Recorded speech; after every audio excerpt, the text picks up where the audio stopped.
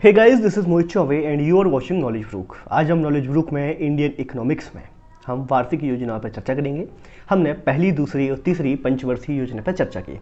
हमने वह जाना कि किस प्रकार किस क्रम में ज़रूरत के हिसाब से पहली, दूसरी और तीसरी पंचवर्षीय योजना पर काम हुआ और अलग अलग उद्देश्यों के साथ उन योजनाओं का क्रियान्वयन किया गया।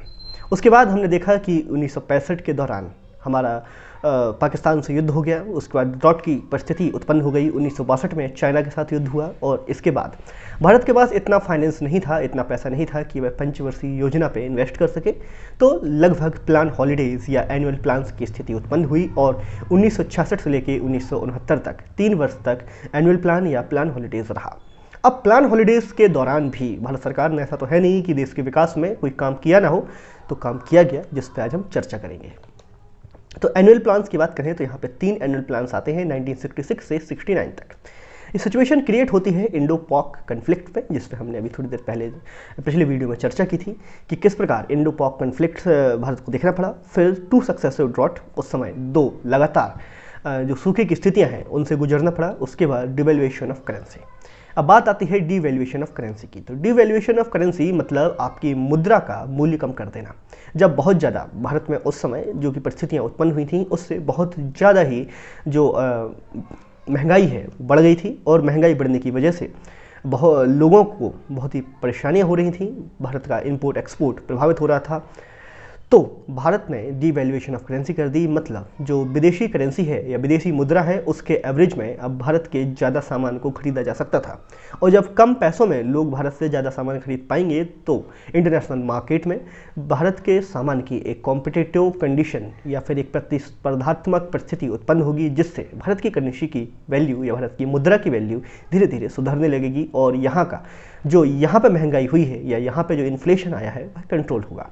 हम जब इकोनॉमिक्स के और भी लेक्चर्स लेंगे तो हम जानेंगे कि किस प्रकार मुद्रास्फीति को कंट्रोल करने के लिए बहुत सारे जो टूल्स हैं, बहुत सारे उपाय हैं वो किए जाते हैं। चलिए, इसके अलावा एग्जॉस्शन ऑफ अवेलेबल रिसोर्सेज, मतलब उस समय तक जितने भी रिसोर्सेज भारत के पास अवेलेबल थे या मौजूद थे वह भी धीरे धीरे एग्जॉस्ट हो गए और उनका भी बैलेंस करना बहुत ही ज़रूरी था। और इस सब को लेकर भारत के पास अब इतनी आर्थिक स्थिति अच्छी नहीं थी कि वह चौथे प्लान में इन्वेस्ट कर सके, मतलब चतुर्थ पंचवर्षीय योजना ला सके।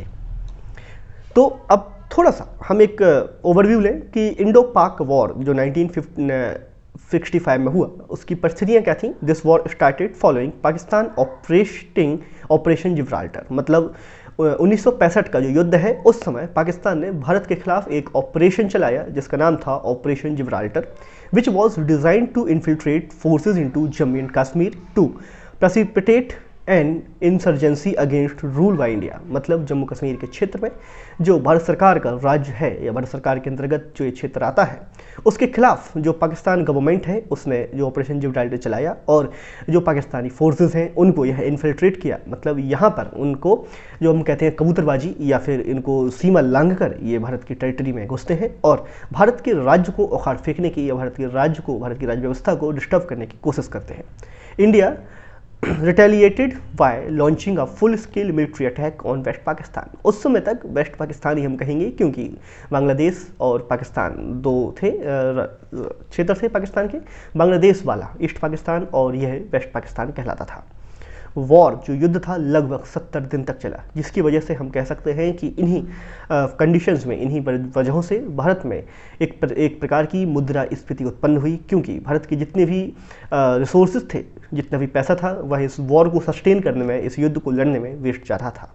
अ ceasefire was declared following diplomatic interventions. अब क्योंकि धीरे धीरे यूएन वगैरह का विकास हो चुका था और पूरा विश्व शांति के रास्ते पर चल रहा था, मतलब ऑफिशियली तो यही कहा जाता है, भले ही फिर आप न्यूक्लियर टेस्ट करते रहें या अपनी स्ट्रेटजिक जो भी नीतियां हैं वह किसी भी देश को दबाने में यूज़ करते रहें, जैसे कि अभी हम वर्तमान में चाइना और अमेरिका के साथ देख रहे हैं। खैर वो तो बात अलग। तो उस समय सोवियत यूनियन और यूएसए ने मध्यस्थता की और भारत के साथ जो पाकिस्तान का युद्ध चल रहा था उसको ख़त्म करने का प्रयास किया।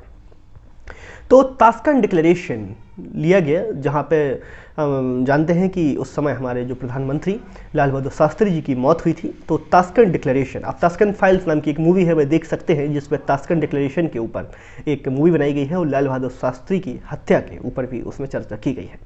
तो ताशकंद डिक्लेरेशन हुआ जो कि 10 जनवरी 1966 को हुआ और इस वॉर को ख़त्म किया गया। और बिल्कुल बताने की ज़रूरत तो है नहीं कि इंडिया का यहाँ पे एक ऊपर हाथ था, मतलब इंडिया यहाँ पे जीत रहा था इस युद्ध में, और इंडिया जीता भी, और इंडिया के फेवर में ही निर्णय लिए गए। पाकिस्तानी आर्मीज़ को खदेड़ दिया गया। तो यहाँ से कुछ महत्वपूर्ण प्रश्न निकल कर आते हैं कि ताशकंद डिक्लेरेशन कब हुआ, तो 10 जनवरी 1966 को हुआ। और आपको एक इतिहास का फैक्ट जो मैंने बताया कि यहीं पर लाल बहादुर शास्त्री जी की मौत हुई थी, और यहाँ पे सोवियत यूनियन और यूएसए ने हस्तक्षेप किया था। ताशकंद एक दोनों ही देशों के लिए सेफ जगह थी, अफगानिस्तान में ये जगह है। और उस युद्ध के दौरान पाकिस्तान ने कौन सा ऑपरेशन इंडिया के खिलाफ लॉन्च किया था, तो उस ऑपरेशन का नाम था ऑपरेशन जिब्राल्टर। ये महत्वपूर्ण फैक्ट थे। उस समय के हमारे प्रधानमंत्री, जिनका हम नाम लेंगे तो लाल बहादुर शास्त्री जी थे। अब करेंसी डिवेल्युएशन पे हमने चर्चा कर ही ली है, लेकिन फिर भी एक बार रिवाइज कर लेते हैं। Currency devaluation is a deliberate downward adjustment of the value of countries currency against another currency. जब किसी दूसरे देश की करेंसी या मुद्रा के सापेक्ष अपने देश की मुद्रा को डिवेल्युएट या डाउनवर्ड घटा दिया जाता है, उसकी मुद्रा का जो मूल्य है वह घटा दिया जाता है, ताकि किसी दूसरी मुद्रा में भारत का जो एसेट है या भारत की सामग्री है वह ज़्यादा खरीदी जा सके, ताकि अंतर्राष्ट्रीय बाजारों में भारत के द्वारा एक्सपोर्ट किए गए, निर्यात किए गए सामान की प्रतिस्पर्धा बढ़ सके, तो उसको करेंसी डिवेल्युएशन कहते हैं। और आमतौर पर यह मुद्रास्फीति के स्थितियों में जो मुद्रा की परेशानियां हैं उसको दूर करने के लिए लाया जाता है। तो आगे बात करेंगे। 3 annual plans were formulated between 1966 to 69। इस दौरान जो हम पहले ही बात कर चुके हैं कि 3 एनुअल प्लान्स लाए गए with in framework of draft outlined by the 4th 5-year plan. और जो ये 3 एनुअल प्लान लाए गए, इनका जो फ्रेमवर्क था वह 4th 5-year प्लान के ड्राफ्ट पर ही रखा गया। इनका उद्देश्य वही था कि जो 4th 5-year प्लान में हम बात करने वाले हैं उसको हम धीरे धीरे अचीव करें, लेकिन हमारे पास 5 साल की फंडिंग करने का पैसा नहीं है, तो हम एक साल की फंडिंग करेंगे और अपने टारगेट की तरफ बढ़ेंगे। Prevailing food shortage and agriculture crisis necessitated the emphasis on the agriculture during the plan। इस समय क्या था कि फूड शॉर्टेज बिल्कुल था, और जैसे कि हमने बात की कि चाइना के साथ जब हमारा युद्ध होगा 1962 वाला, तो हमें वहाँ पर अमेरिका की दादागिरी का सामना करना पड़ा था। और ये भी हम जान रहे थे कि जिस प्रकार हम युद्धों से गुजर रहे हैं और जिस प्रकार मौसम हमें धोखा दे रहा है, तो हमें अपने आप को सस्टेन करना है, हमें अपने सस्टेनेबल बनाना है। और मुख्य रूप से जो हम खाना हमारे पेट में होगा, जो भारत के युवाओं के पेट में भारत के रोजगार सृजन होगा और युवाओं के पास खाना होगा, तभी भारत बाकी चीज़ों में इन्वेस्ट कर पाएगा या भारत विकास कर पाएगा। तो यहाँ पे ग्रीन रेवोल्यूशन लाया गया। ग्रीन रेवोल्यूशन पर वैसे तो एक सेपरेट वीडियो बन सकता है, लेकिन आपको एक ओवरव्यू यहाँ देने का मैंने प्रयास किया है, और आपसे मेरा अनुरोध है कि कृपया वीडियो पूरा देखें, क्योंकि बहुत सारे फैक्ट हैं जो यहाँ स्लाइड पे अवेलेबल ना हो और मेरे दिमाग में हैं जो मैं आपसे बात करते हुए बोल सकता हूँ। और साथ ही आपके लाइक्स और सब्सक्रिप्शन की मुझे बिल्कुल आवश्यकता है। इससे मुझे ये पता चलता है कि किस प्रकार के वीडियोस मेरी ऑडियंस लाइक कर रही है, तो वह वीडियोस मैं आपके लिए बना सकूं। चलिए तो बात करें हम। Green revolution was implemented in 1956। Green revolution से संबंधित यह प्रश्न बनता है कि ग्रीन रेवोल्यूशन किस वर्ष लाया गया, तो यह 1965 में लाया गया। Also known as technological revolution, input oriented revolution and package programme. उस समय ये एक पैकेज प्रोग्राम लाया था। मुख्य रूप से ये भारत में जो फूड शॉर्टेज था उसको ओवरकम करने के लिए लाया गया था। यहाँ पे 4 इनपुट्स डाले गए, इसलिए इसको इनपुट ओरिएंटेड रेवोल्यूशन भी बोला गया। हाई यील्ड वैरायटी सीड्स, मतलब ज़्यादा उत्पत्ति देने वाले बीजों का प्रयोग किया गया, जिसको मैक्सिको से इंपोर्ट किया गया था। केमिकल फर्टिलाइजर्स, जो केमिकल फर्टिलाइजर्स हैं उनका यूज़ किया गया, रासायनिक फर्टिलाइजर्स का यूज़ किया गया, उर्वरकों का, पेस्टिसाइड्स जो कीड़ों को मारने के लिए दवाएं हैं उनका यूज़ किया गया, और इरिगेशन फैसिलिटीज़ मतलब सिंचाई की व्यवस्था पर जोर दिया गया। इस प्रकार ग्रीन रेवोल्यूशन आया और भारत ने अपने आप को उस समय जो पंजाब हरियाणा और गंगा के दोआब वाला क्षेत्र है, गंगा के मैदानों वाला क्षेत्र है, उसमें धीरे धीरे जो फसल का विकास करके अपने आप को सस्टेन बनाया। और जो हमारी डिपेंडेंस है दूसरे, जैसे कि हमने P480 देखा था अभी थोड़ी देर पिछली वीडियो में, तो इस तरीके की डिपेंडेंसी को हमने कम किया। तो father of green revolution in India, अगर भारत में ग्रीन रेवोल्यूशन के पिता की बात करें तो भारत में ग्रीन रेवोल्यूशन या हरित क्रांति लाने वाले शख्स थे MS स्वामीनाथन। वहीं अगर हम मैक्सिको से, क्योंकि ग्रीन रेवोल्यूशन का शुरुआत हुई थी वहाँ पे ये हाई यील्ड वैरायटी सीड्स की जो थी खोज या फिर उत्पत्ति हुई थी। तो हम बात करें कि वर्ल्ड के या विश्व के जो ग्रीन रेवोल्यूशन के पिता हैं तो वो हैं नॉर्मन बोरलॉन्ग।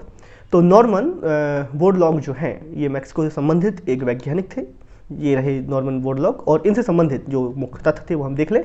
तो Norman Borlaug was born in सैरकोलोआ। Borlaug won the Nobel prize in 1970। ये 1970 में नोबेल प्राइज़ भी जीतते हैं, यही ग्रीन रेवोल्यूशन वाले इनकी खोजों के लिए। He worked for 16 years in Mexico. ये मैक्सिको में काम करते हैं और and was able to create a hybrid wheat plant that would not only resist fungal disease. अब महत्वपूर्ण क्या था कि ज़्यादा से ज़्यादा पैदावार करने वाला आपको बीज लाना है, और साथ ही साथ जो कहते हैं ना survival of the fittest, Mendel की थ्योरी। मेंडल ने अपने जो लॉज दिए उसमें कहते हैं कि जो व्यक्ति फिट है, जो व्यक्ति सक्षम है, वही परिस्थितियों से लड़के और गुजर सकता है, अपने आप को साबित कर सकता है। तो हाई यील्ड वैरायटी सीड की एक बहुत ही महत्वपूर्ण आवश्यकता थी कि वह जो फंगल अटैक है या जो फंगस वगैरह लग जाती है, पेड़ जिससे खराब हो जाते हैं, और जो बीमारियां पेड़ों को होती हैं, पौधों को होती हैं, उन पे भी विजय प्राप्त कर सके, तभी तो वो ज़्यादा से ज़्यादा आउटपुट दे सकेगा। But have very high yield, और इनके साथ ही मतलब एक प्रकार से फंगस से तो बचते ही थे, बीमारियों से तो बचते ही थे, वो बहुत अच्छी इनकी उपज भी थी। His genetic testing on plant started the green revolution. और जिस प्रकार इन प्लांट्स के ऊपर मुख्य रूप से वीट के ऊपर ये काम किया गया था, और इसके साथ ही ग्रीन रेवोल्यूशन या हरित क्रांति का जन्म होता है। तो नाम याद रखेंगे कि विश्व के हरित क्रांति के जनक माने जाते हैं नॉर्मन बोरलॉग। चलिए अब भारत के हरित क्रांति के पितामह की बात करें तो इनका नाम हमने देखा एम.एस. स्वामीनाथन।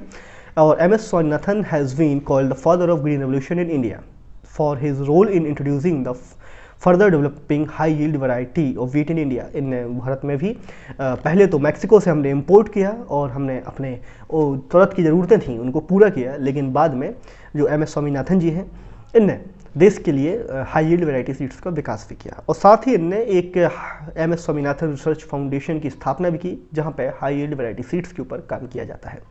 तो यह था हमारा जो रोलिंग प्लान्स थे उनके ऊपर प्लान हॉलीडेज़ थे उनके ऊपर एक चर्चा। उम्मीद करते हैं कि ये पूरा वीडियो आपको बहुत ही सार्थक लगा होगा, और आपसे अनुरोध है कि कृपया लाइक और सब्सक्राइब करना ना भूलें, इनकी हमें बहुत ही आवश्यकता है। यह हमें प्रेरित करते हैं कि आपको हम किस प्रकार के कंटेंट से रूबरू करा सकें। थैंक यू सो मच, देखते रहिए नॉलेज प्रूफ।